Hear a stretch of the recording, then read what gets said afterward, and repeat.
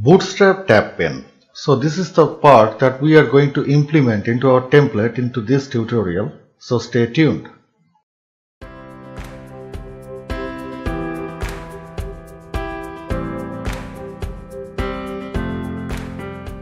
Hello and welcome to another new episode of Learning Simplified. We are going to first implement this particular part over here. That means we will be creating all those tab panes, and then we will be inserting some contents inside it, and after that we will be creating this particular segment which implements a font awesome icon in each part, and it will be repeated all over these places, this stage 2, stage 3, etc. So let's build it up. Now why we are choosing this tab pane here? These contents, those are practically using a menu bar item at the top, on the top, and then we can see that within each segment there are some particular contents within. That means we are implementing both a list item and then we are inserting some format of content inside to produce this final look that we can see over here. So this is the part that we will be concentrating upon. Let's proceed. This is the first and the most obvious case that we are going to create another separate container fluid, and we are creating a new class in accordance. Now we have created a div class container fluid, and along we have created another class which is known as wrap accordion.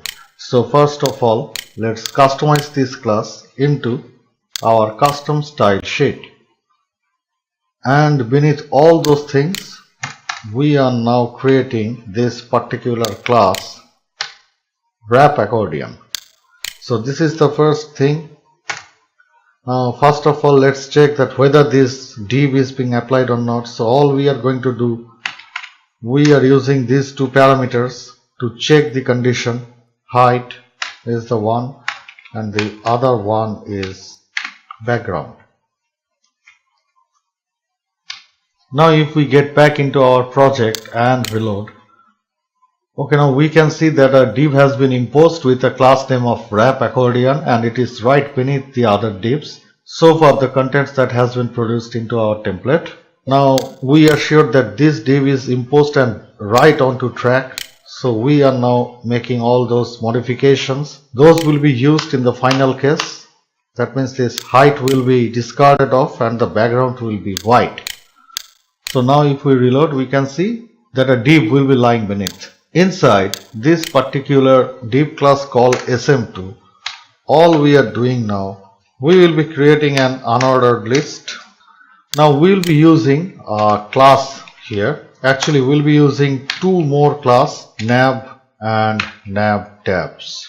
If we do not understand what these classes are, so that is why let's get back to bootstrap.min.css, and here pressing Ctrl F, and here we will be looking for nab, and we can see that there are 398 items total. There it goes. So you may think that these nabs, these classes, those are practically being created here. There it goes. All those classes have been used in this bootstrap.min.css. So as these classes are defined into the inbuilt CSS file of Bootstrap, so these are the classes, those will be used into our index.html. So this is the first part. Now we have created this UL class here. Now all we need to do, we need to create an ID.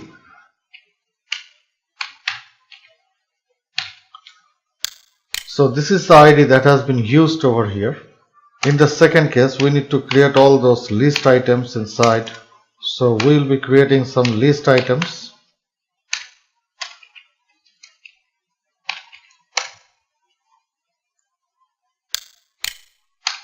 Now please care what we have created into this ahref link. We have practically ID'd this href location with an ID of home. This particular ID will be used in future cases where we will be using the same ID in creating a particular content in an order to signify the location of that particular content.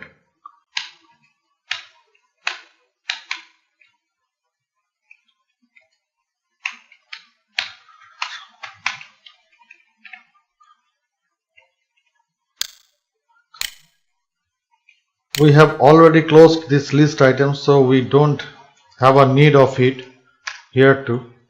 Now all we are going to do, we are going to copy this list item and we are going to paste it over here.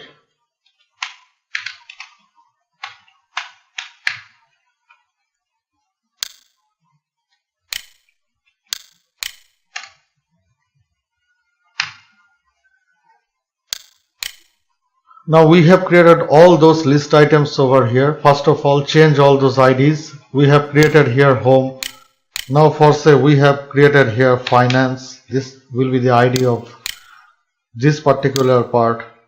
Let it be known as progress. Now we have created up to this far. And another thing, did we close our Ahref elements? No, I guess not. Now let's get back to our project and reload, and we can see that already those things are in action. Those are present in between. There it goes. And another thing we need to check on with this container fluid and with this wrap accordion class that we have created, because we can see it is practically taking up the whole device width. Before anything, we should have checked it earlier. Get back to custom style sheet, and we have actually created it. So all we are now going to do, we are going to place a particular 15 peaks gap. Reload, and you can see it is now amalgamating into its previous container fluid. Those have been used over here and all of them are equally 1. Into this index.html, we have created all those list items, but the thing to be noted here that we haven't used any kind of data attribution, something like data attribute, but we have used a data toggle. Why so? The question is, we have already linked our contents into this particular list item that we have created over here. That means with these hyperlink references, the proper content related to this particular ID will be shown, will be displayed into your website. So that is why we do not need practically any kind of data attribute over here. And this data toggle, it is practically stating the toggling action will be taking place into these tabs. So that is why it has been used over here. So this is the part up to it. Now let's create our contents inside. On clicking these list items, the contents that will be displayed accordingly.